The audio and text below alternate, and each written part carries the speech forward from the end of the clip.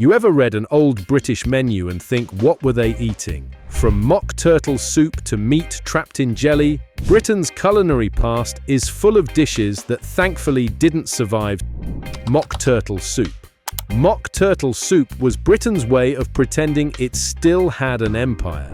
Real turtle soup was the height of luxury in the 1800s, something served at grand banquets and gentlemen's clubs, but importing turtles from the colonies was expensive, and eventually even the rich got tired of waiting for a shipment from Jamaica. So the Victorians did what they did best. They improvised. Cooks started making mock turtle soup, using whatever they could get their hands on, mainly calf's heads. The brains, tongue, and sometimes even the skin were boiled down to mimic the gelatinous texture of turtle meat. Recipes were printed in every respectable cookbook of the time, right next to roast beef and sweat pudding, as though boiling a head for 4 hours was just another Tuesday. For a while, it worked. People convinced themselves it tasted authentic, rich, savory, slightly odd. It even became a tinned product in the early 20th century, sold by companies like Heinz. But by the 1970s, the novelty had worn off. No one wanted to explain to their dinner guests that the soup course started life staring back at them. Now, it survives as a bit of culinary trivia, a reminder of how far the British would go to imitate luxury, even if it meant eating something that smelled faintly of boiled upholstery. Brown Windsor soup. If you stayed in a British hotel between the 1940s and 60s, chances are you met brown Windsor soup. It was the opening act to almost every meal, a thick, muddy bowl of something that always seemed too hot and too bland at the same time. No one ever described it as good, but it was reliable, like the beige carpet and the boiled cabbage that usually followed. Its ingredients were simple enough. Beef stock, flour, maybe a carrot if the chef was feeling generous. It was meant to feel hearty, comforting even. Instead, it became a symbol of post-war austerity, food that filled you up but gave you nothing to remember. You'd eat it in silence, staring at the wallpaper, wondering why it smelled faintly metallic. There's some debate about whether brown Windsor soup even existed before the 20th century, or if it was just invented later as a joke about British cooking. Either way, it stuck around long enough to haunt dining rooms up and down the country. By the 70s, it was gone, quietly replaced by tomato or leek and potato soups that at least had color and flavor. Ask anyone who grew up with it and they'll tell you the same thing. It wasn't terrible, but it wasn't anything, just a warm bowl of brown, which in many ways sums up the British menu of the times. Savory jellies, meet aspic. If there's one dish that sums up the strangeness of old British cooking, it's savory jelly. Imagine opening the fridge and finding your dinner. Wobbling chunks of ham, slices of boiled egg, maybe a few peas, all trapped in a translucent dome that looked more like something from a science experiment than a meal. The idea wasn't actually British to begin with. The French had been using aspic, that's jelly made from meat stock, for centuries. It was a way to preserve food and make it look elegant. But when the British got hold of it, things took a turn. Instead of delicate layers and herbs, you'd get cubes of beef floating in brown gelatin, set in a ring mold straight from the 1950s. People served it at dinner parties, usually with great pride. You'd slice into it and watch everything jiggle. Meat, eggs, vegetables, all suspended in wobbling perfection. It looked impressive, in a slightly horrifying way. Taste-wise, though, it was cold meat broth with texture confusion. By the late 70s, it had become a punchline. The rise of prawn cocktails and quiches pushed savory jellies out of fashion fast. Still, they remain a curious snapshot of an era that loved presentation, even if no one really wanted to eat what was being presented. Beef tea. There was a time when the height of medical advice was, have some beef tea. It sounds ridiculous now, but in Victorian Britain, it was treated like a miracle in a cup.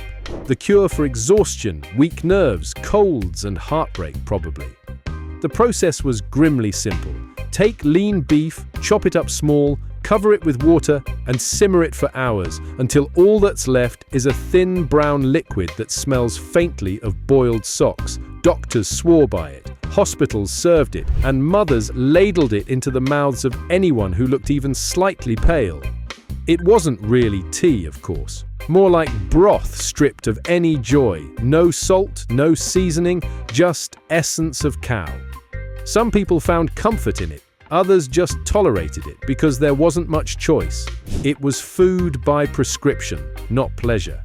When proper nutrition and modern medicine came along, beef tea quietly disappeared from menus and sick rooms alike. But for a long stretch of British history, it was considered the very essence of strength. Proof that sometimes we'll drink just about anything if someone tells us it's good for us. Lamb's fry. Before cafes sold croissants and fruit pots, breakfast had a very different smell. It came from liver, kidneys, and heart frying hard in animal fat. A heavy, metallic scent that hung in the kitchen long after the pan was cold. That was the sound of a proper start to the day in plenty of homes. People cooked it without fuss.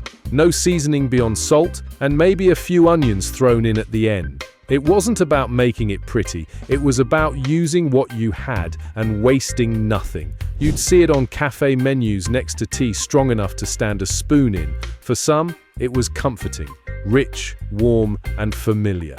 For others, it was something to be endured. Still, it stuck around for decades because it made sense, cheap, quick, and loaded with what everyone called strength.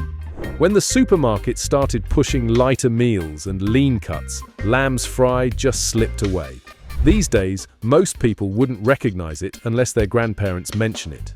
But for those who grew up with it, the thought still brings back the clatter of a frying pan and the taste of something unapologetically real. Soused herring. A plate of soused herring could divide a table in seconds. Cold, silvery fillets soaked in vinegar with a few onion rings floating beside them. That was lunch for plenty of coastal families. You'd eat it with a bit of bread, maybe a pickle, and a face that tried not to show the shock from the first bite. The flavor was fierce, sharp enough to make your eyes water, salty enough to remind you where it came from. It was the kind of food that didn't apologize for itself. People who grew up near the sea swore by it, saying it kept you right. Everyone else wondered how anyone could eat it twice. Soused herring came from practicality more than taste. Pickling was cheap, and it kept the fish through the winter. But somewhere along the way, it became part of the culture, the sort of thing you'd see on pub menus or in old cookbooks without question. Now, it's gone quiet. Fresh fish is easier to get, and no one wants to smell like vinegar before work. Still, for those who remember it, that sharp, briny tang was a small reminder that British food once valued survival over subtlety, and sometimes that's what made it memorable. Stargazy pie. If you've never seen a stargazy pie before, it's hard to forget once you do. A golden crust baked with fish heads poking straight through the top, eyes and mouths tilted upward, as if the whole thing's watching you eat it. It sounds like something from a seaside ghost story, but in Cornwall, it was a proud tradition. The pie was made to mark Tom Borcock's Eve, a celebration of a fisherman who braved a storm to bring food back to the village.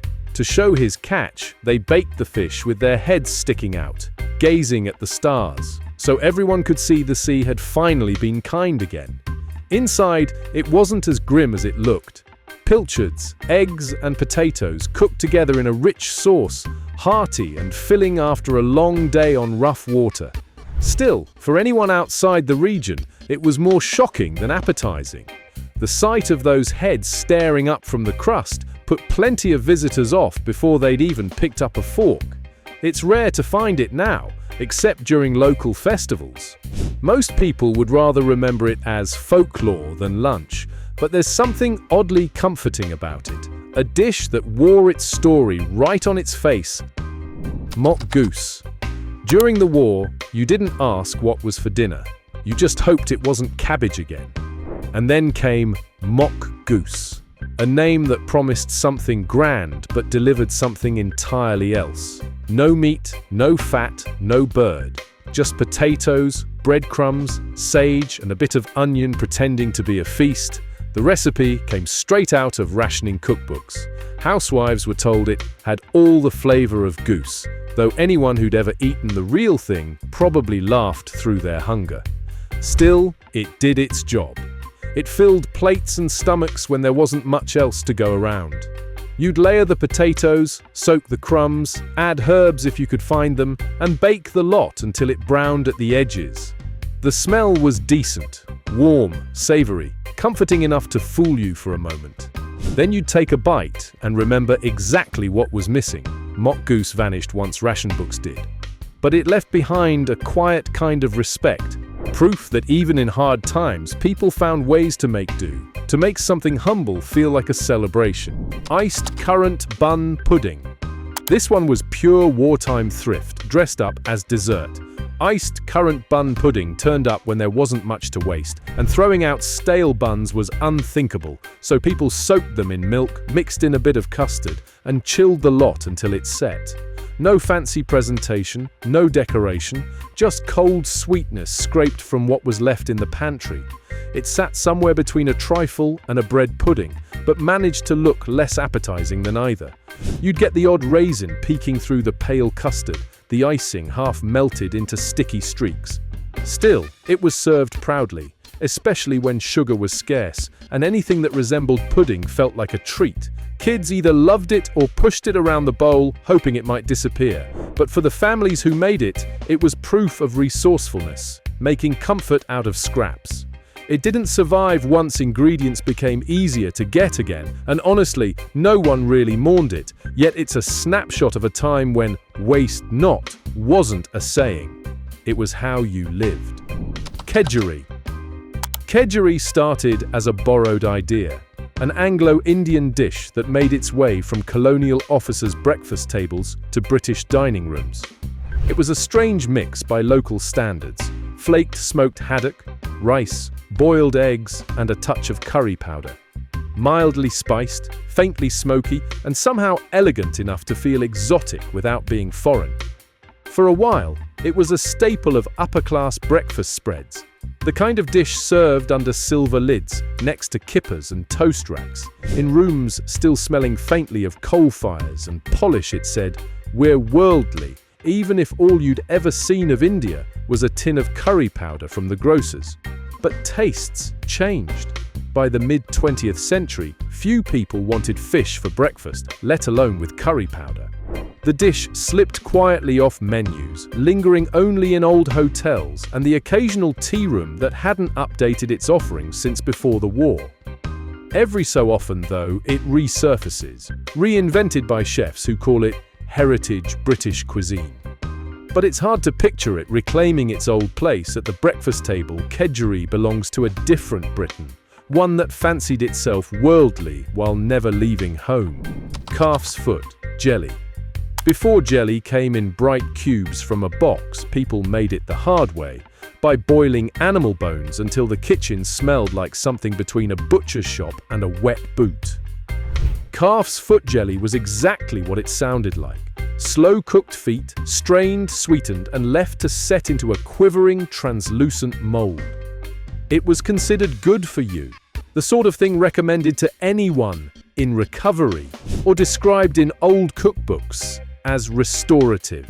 Housewives would spend half a day skimming scum off the pot, confident it would strengthen the constitution. By the time it reached the table, it was cold, glossy, and just a little unsettling to look at. You could flavor it with lemon or sherry, though no amount of either fully disguised what it was. People ate it politely, spooning through its wobble, perhaps out of duty more than desire. When packet jelly appeared, the change was instant. No one wanted to stand over a pot of simmering bones when you could pour hot water over crystals that smelled faintly of strawberries. Calf's foot jelly slipped quietly out of kitchens, remembered mostly by those who'd rather forget it. It's one of those dishes that tells you everything about the time it came from. Practical, resourceful, and completely joyless. So, out of all these forgotten dishes, which one would you actually be brave enough to try? the wobbling calf's foot jelly, the vinegar-soaked herring, or maybe the fish heads staring out of a stargazy pie? Let me know down in the comments. I'm genuinely curious which one you think deserves a comeback or should stay buried in history. And if you enjoyed this little trip through Britain's strangest lost meals, give the video a like and subscribe for more stories from the country's odd, brilliant, and occasionally baffling past.